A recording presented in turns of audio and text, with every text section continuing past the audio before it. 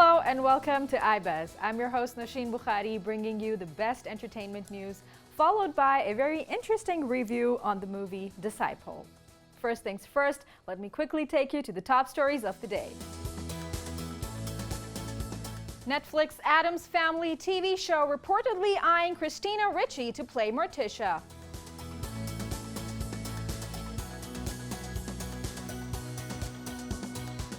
Line of Duty finale lands record ratings of 12.8 million views.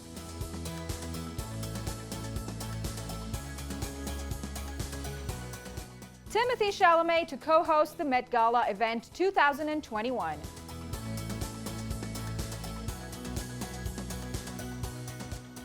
Teenage percussionist Fang Zhang has been named BBC's Young Musician of 2020. And Alan Moore is working on Short Stories' 5-volume fantasy series.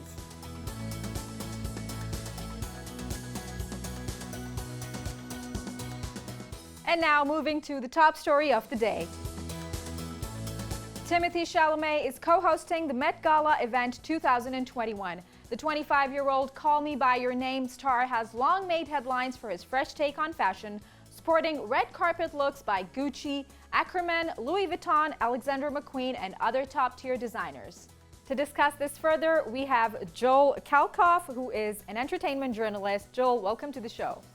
Thanks for having me. It's a pleasure to be here. So tell us about your thoughts. Do you think that Timothee Chalamet is the best choice for hosting Met Gala this year? Right, and it's been a couple of years that we are, experiencing Kardashians stealing the show. Do you think that the same will happen this year? I have no doubt. If it's not them, it'll be someone else. But when you think Met Gala at the moment, you think Kardashians. So for sure, they're going to put on a show. And I'm really interested to see how they interpret this theme. I think it's a theme that lends itself to, as I said earlier, a lot of creativity. They've said this year will be a more intimate event, certainly for this one in September coming up. Whether the Kardashians and intimate event go hand in hand, I'm not sure. They're going to take that on board, and I'm sure they're going to come up with something fascinating. I'm sure it's going to be the talk of the town.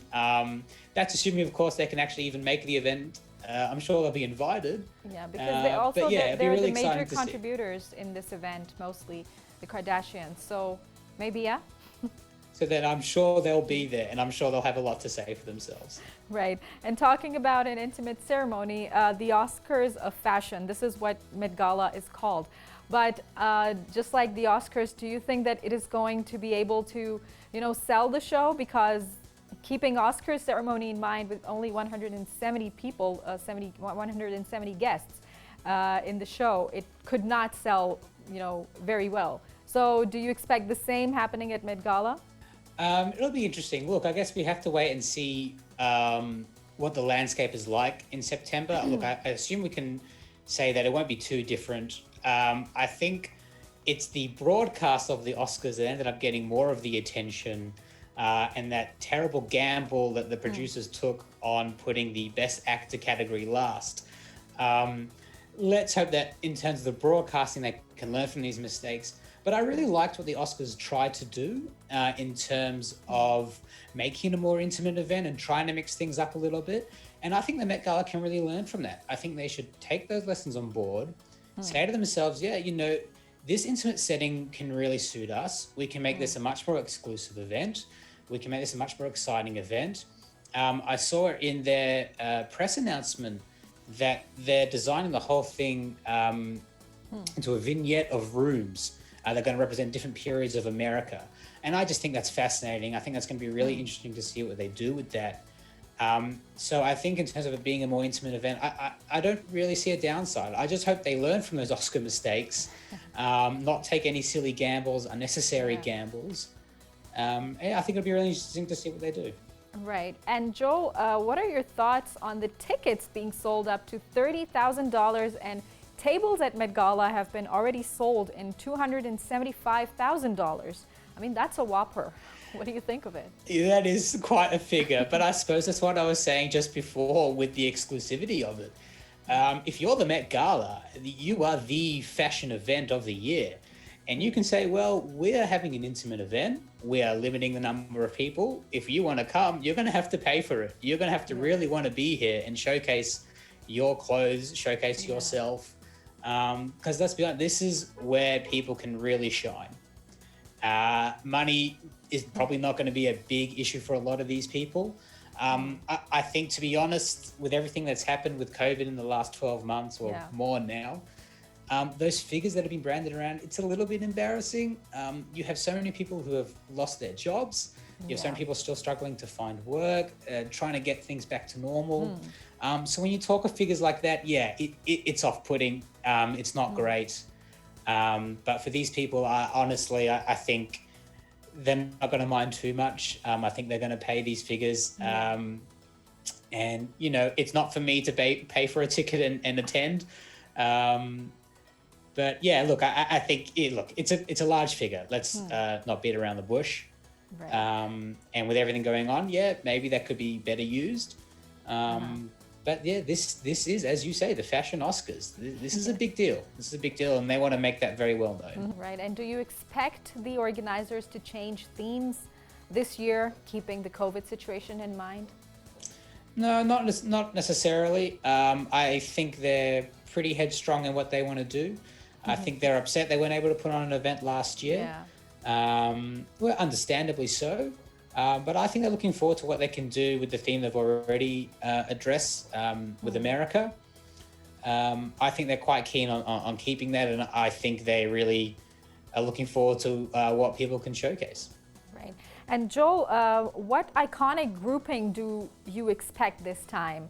I mean, what sort of entertainers do you think are going to be together? Of course, the selfies or the photographs, they're not allowed during the event, but still we see that some of the celebrities do manage to take photographs in the bathroom. So any expectations and any predictions about the iconic groups this time? Oh, that's a wonderful question. Look, I'm looking forward to seeing who Billie Eilish, who will officially be the youngest co-chair at the event. I'm looking forward to seeing who she mingles with. I think maybe, we can get collaboration rumors started. And of course, someone like Timothee Chalamet, who is such a well-respected actor and has a big film, hopefully coming out soon in June. That's the title of the film, not the month. So yeah, we just have to get them talking with a couple of other actors and singers, and people start swirling rumors, and it's exciting, when we've been deprived of these sort of things for so long, to see these people together again. I think people will get a kick out of it. In terms of predictions, I couldn't tell you, but let's see who leaks things on Instagram and who gets the rumor mill spinning. Right. And do you think that Tom Ford, who is co-hosting, would be a better help for Timothee Chalamet in hosting the event? Because this is going to be probably the first time for Timothee, being such a young presenter and host, to host such a luxurious event. So do you think that Tom Ford will be a big help for him? Oh, for sure. I think you also have to look at Anna Wintour, who's there as well. And there's a lot of calm, experienced heads that will be there with him. Sure, he's part of a very young group of the co-chairs, along with Naomi Osaka and Amanda Gorman, the poet as well. And together they're a very young group. I think they'll be there for each other. I think together they'll be able to support each other. But I think what's impressive by it is this is a new event. They haven't done it like this before.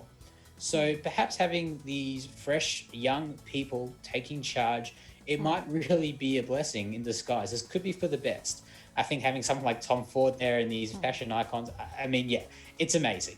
And in terms of his filmography, Tom Ford, who knows what we can come up with Timothee Chalamet. It could be very interesting. But yeah, I'm sure he'll have plenty of experienced heads to bounce off.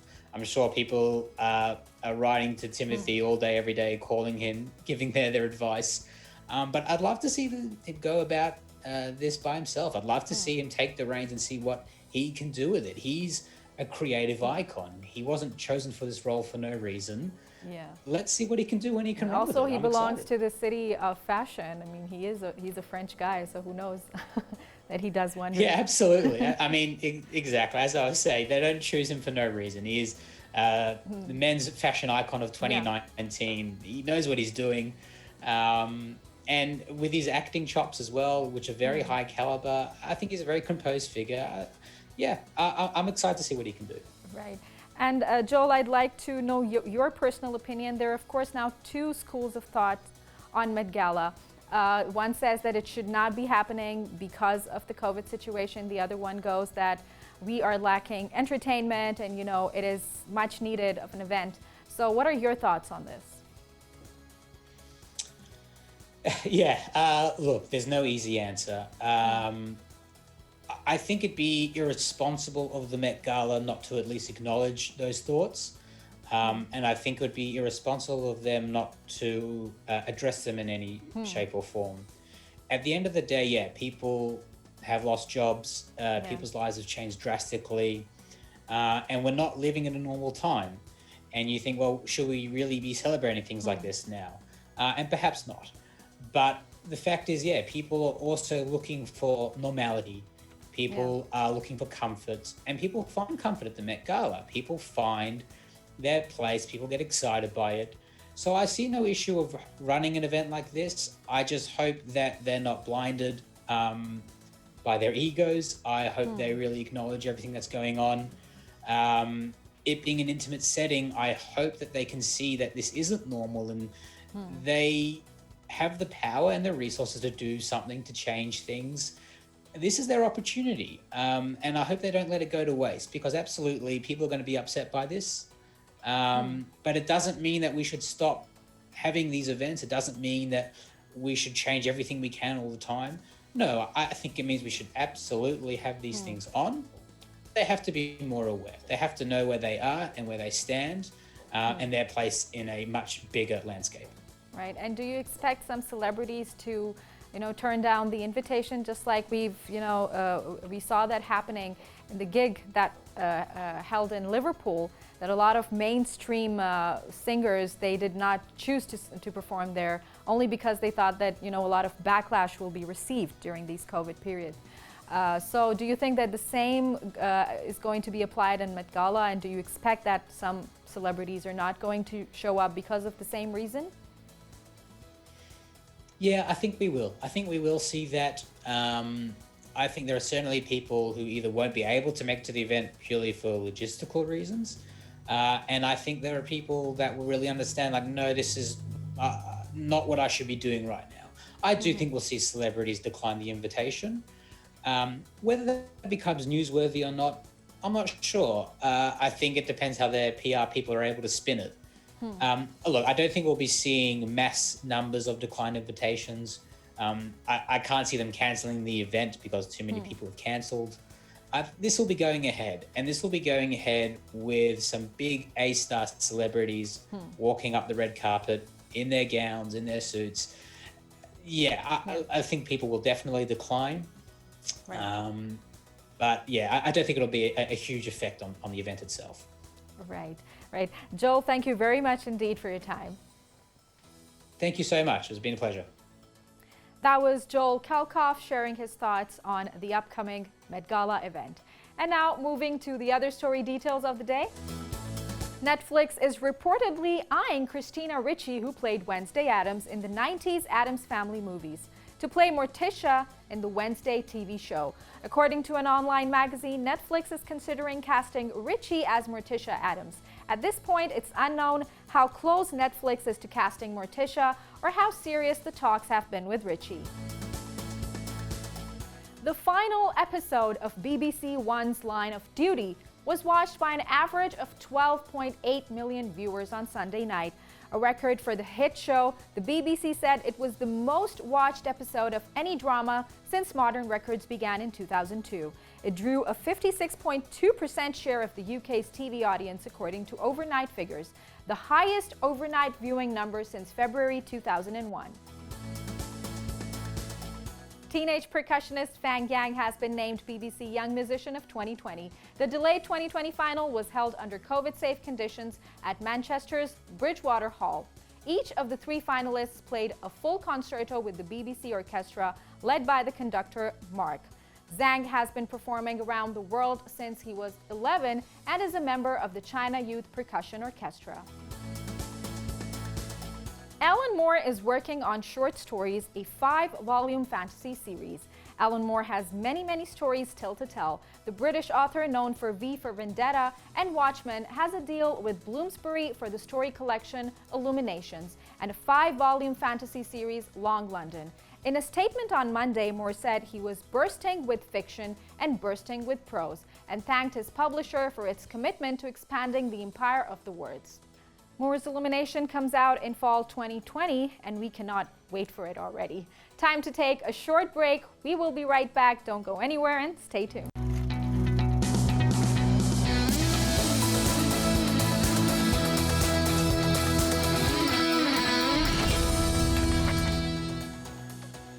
Welcome back. In this segment, we will be reviewing a 2020 drama, The Disciple, a story of struggle and sacrifice. To review it, we have Mayank Shekhar with us, who is a film critic. Mayank, welcome to the show. Thank you so much for having me, Nosheen. So, Sharad's struggle with how people give deadlines to themselves, especially when they turn 40. What are your thoughts on this? Well, I think the film per se is not as much about struggle, because struggle is a very generic thing in any case. It's more to do with the discipline of Hindustani classical music, the subculture that surrounds that form of music. And I mean subculture also from the perspective of the audience that is into it, and the people who are the practitioners or the exponents of that art, and what goes into it. I think the level of dedication that goes into mastering Hindustani classical music. And this is the story of as the title suggests, it's the story of a disciple and his guru. And it literally like gets you into the world, which even while living here in Bombay, I had very little idea about. And it is set in Bombay. It's primarily set in 2006. And, it looks at the larger idea of success and failure, the idea of, dedication, art, and how much it takes to sort of become a master at it, how it's impossible sometimes, no matter how talented you are, to even make it. And it's not the hero's journey. It is not about someone who, like the typical film about, how, this is an aspiring musician. And then one day, after all those obstacles, it becomes that great musician. This is not that story. In fact, if anything, is the reverse of that story, that, sometimes it's okay to fail. And, there are too many variables involved in your success in any case. And all of us, sort of contend with those variables and choose to live a life a certain way. So it's a very deeply meditative film, a film that really makes you look inwards. And also because it's a movie about music, it's a very lyrical film in its own right. And the opening, the way they show Sharad's face, he is hopeful. He seems to be, dreaming of his own self one day sitting as a guru and performing. But then again, there is a lot of character development. In the very next scene, we see him, struggling and being very sad. How do you see the character development of this character called Sharad? Well, so Sharad as a character is a very interesting one, purely because there are certain tropes that you will see in movies of this kind that the filmmaker, that's Chaitanya Tamhane, he's very cautiously avoided. Now, any film which is about the master and disciple, you take a film like Whiplash, for instance, right? Yeah. Usually these are very aggressive dramas, the clash of thoughts and ideologies, a clash in the way of functioning.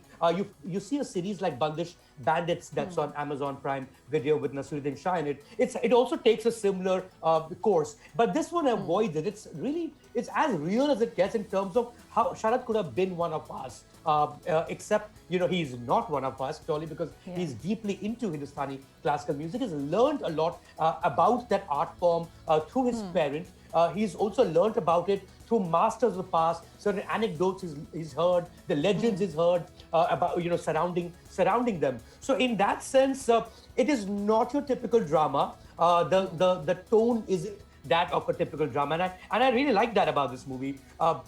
It doesn't have those highs and the lows that you expect from a film of this nature. It's got that very serene, calm tone and quality to it that really sucks you inside. In people who who love this film, in fact, I would urge them to also then thereafter watch this film called Court, which was director Chetan Thammane's first film. And like with Court and with this film, most of the actors are actually non-professional actors. They're actually picked up from real world, and they're really being themselves. And that really helps for you to get into that world that he's serving in the first place.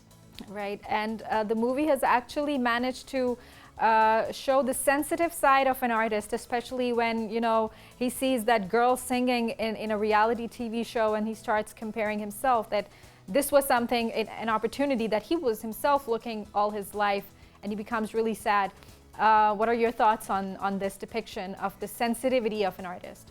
Well, I think the element of the reality show that they sort of portray in the movie is mainly to draw a distinction between classical art and popular art. And you can have talent, and you can actually become famous in a popular sense, in a mainstream sense. But classical art is a lot of perseverance that goes into it, a lot of patience that goes into it, which is why you will notice that, and something that the film looks at also is, a 40-year-old person, like with politics, a 40-year-old person is a very young person in the classical arts. There's so much to learn, and which is why there's very little room there for someone to become overrated in the long run, which is what it's looking at. Of course, you can get out of that, and you can do something which is a little lighter. You can do something that's a little more crowd-pleasing. And of course, there's an avenue that exists, but that's not what the lead character here is looking at. So it really goes into the depth of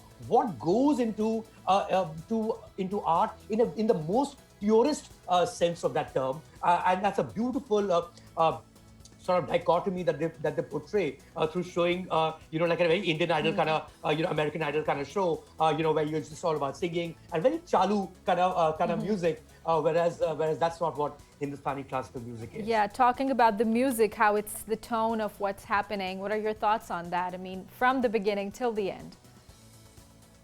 Well, I think one of the things that I was totally drawn to this movie over is actually the music, for a couple of reasons. One is because it is such a purist form of art, it isn't as popular, and it's not like all of us are privy to classical music in the same way that we are to the target audience is very limited music. For this movie. Limited for the art form, not so much for the film, because if you're not aware of the art form, it actually lets you into that world. So it's in a way, like, you don't need to know jazz to enjoy a Whiplash, for instance, right? Likewise, you don't need to know anything about it. Yes, it's about emotions, and it's about a story, it's about the characters. And another thing with music of this form, right? And something that you learn about through this film is about, every time a classical artist in Hindustani classical music performs, they change the tone and the form. It's about that moment. And one rag and one rendition of a rag can go on for your 10s and 15s and half an hour to an hour, and that's how you consume that music. Now taking that form and turning that into what would be a background score at best, or something that's playing only for the period that a concert is being performed in the film, is also, I think, remarkable, without losing the purism of the art itself. So they've used what would be like an hour-long performance into, say, 3 minutes and 4 minutes, but it draws you in. I think this is the kind of film that once you've watched, you might actually get more interested in Hindustani classical music. Certainly the subculture of it, for sure. Right. And talking about the cast, your thoughts on Aditya's performance and Dr. Arun Dravid. Do you think that they were the perfect choices for these roles? Well, as I told you, both these actors are actually not professional actors. And that's roughly how the director Timothee Chalamet seems to work, because that's really what he did with his first film as well. So they're actually picked from the real world. They're picked from the world of Hindustani classical music, and I'm sure they've trained hard over months to pick up the nuances of a performance in terms of acting. Of course, I'm sure they've been through a lot of workshopping to a point where it's impossible to tell the actor from the character, which is also the case with Court. Another motif throughout the film is a voice that you constantly hear of a late great artist, who sort of inspires the young man in the movie. Now that voice is of a Marathi filmmaker called Sumitra Bhave, who passed away recently. right? And she's never acted in a film either.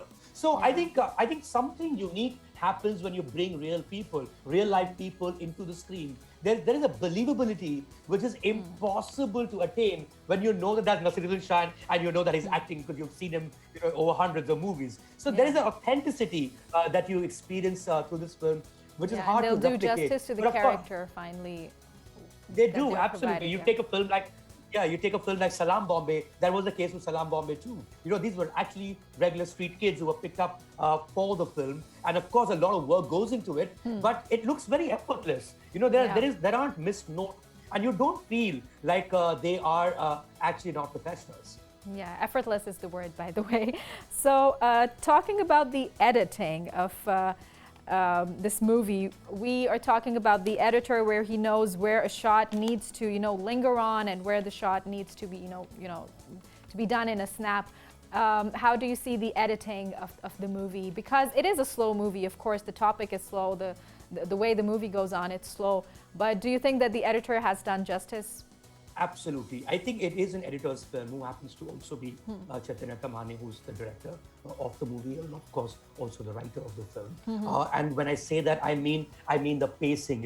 You are always in that same zone. And while the movie is set in Bombay, which is a completely congested city, the side of Bombay that you see through this film is actually a very, very somber side of Bombay. There are very long sequences where the lead character is on a bike, and he's biking around the city where everything is shot, and because the city is shot, his mind is opening up with the sound of the voice, as I told you, of the late great artist, and who's teaching him something. So it's something that we all do at some level. When we go out for walks and we're driving, we're always thinking, and it's that sound that he manages to capture. So there is something consistent about this film in terms of its pacing and its tone. Where it does change, I think, is in the initial portions where the lead character is full of hopes and dreams and aspirations, and that's where he's more towards himself, thinking about what the world could be. And whereas in the later portion, you'll see that the reality of the city kind of dawns on him, and that is the reality of life that he also has to contend with. And I think those contrasts is something that you would only realize if you're paying attention. In general, there is a certain tonal structure to the film that really keeps you involved, and it's not. And thank God, it's not a noisy movie, and it's not noisy or pace in terms of editing either. Right. So, Mayank, thank you very much. Thank you, Nosheen. That was one interesting review by Mayank Shekhar on the movie The Disciple, which talks about the struggles and the sacrifices of a musician. And that is it from today's episode. We hope you liked it. Don't forget to share your feedback on the social media link mentioned down below. We'll see you next time. Until then, take care and goodbye.